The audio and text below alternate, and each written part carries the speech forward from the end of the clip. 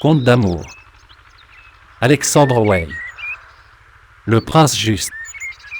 Avènement. Deuxième partie.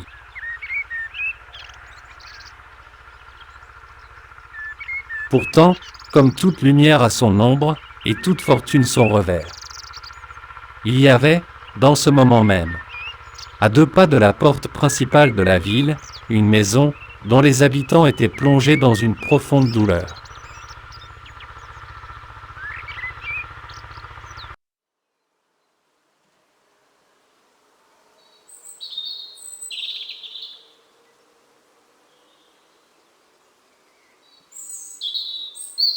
Cette maison, isolée dans une impasse, n'était composée que d'un rez-de-chaussée, élevé sur une cave, et d'un grenier à fourrage.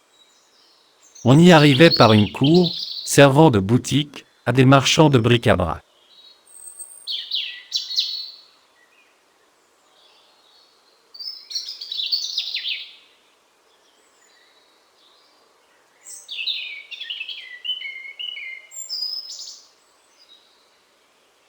Tous les matins, ils y venaient, étaler leurs marchandises, jusque sur l'escalier à double perron, par lequel, à travers un vestibule et une cuisine, on pénétrait dans 2 pièces carrées, donnant sur un petit jardin, entouré de 4 murs, tapissés, de haut en bas, de lierre.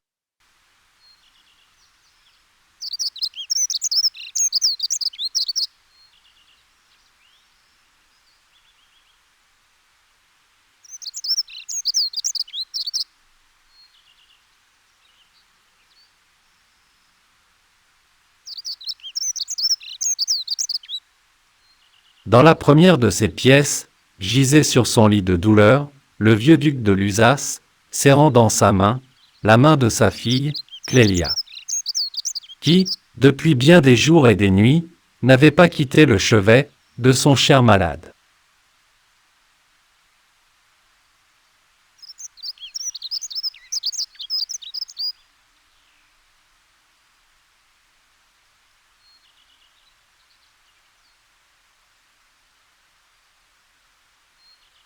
À droite de Clélia, Robert, le fils aîné du duc, le bras appuyé sur le rebord du lit, regardait tour à tour son père et sa sœur.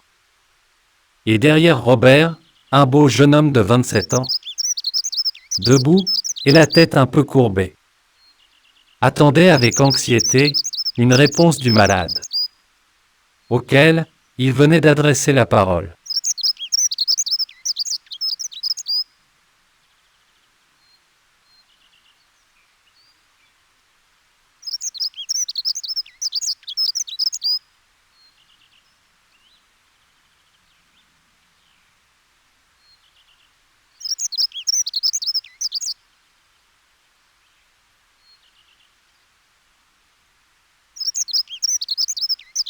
Comte de Chandor, dit le duc de Lusace, d'une voix lente et étouffée. Approchez et apprenez à admirer la bonté de Dieu. Vous me demandez la main de ma fille chérie, Clélia. Savez-vous que je suis un pauvre exilé, un condamné à mort?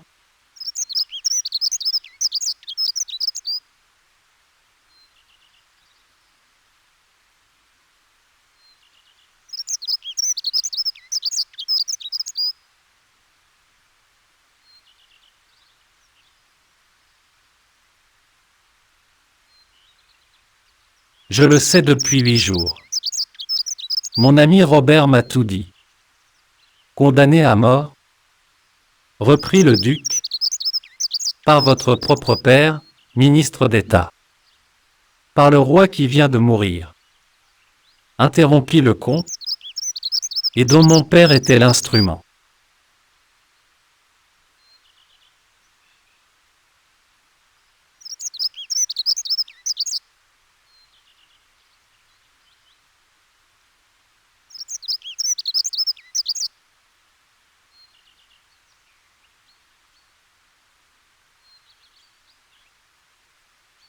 Mais le règne de la justice va commencer.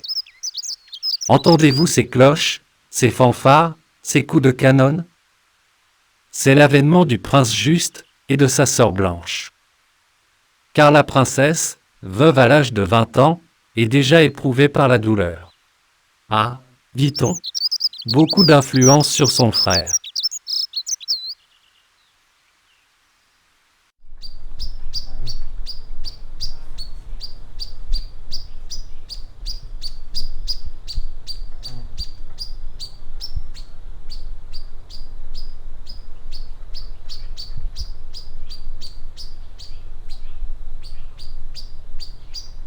Vous êtes un noble cœur, poursuivit le duc, en se soulevant péniblement.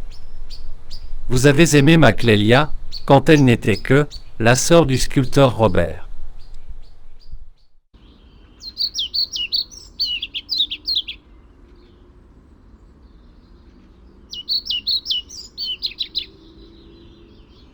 On vous a dit, depuis que le père de votre bien-aimé était un ennemi mortel de votre famille, de votre propre père, qu'il avait été condamné à mort, qu'on lui avait confisqué ses biens, jusqu'à son nom, qui fut rayé du grand livre de la noblesse.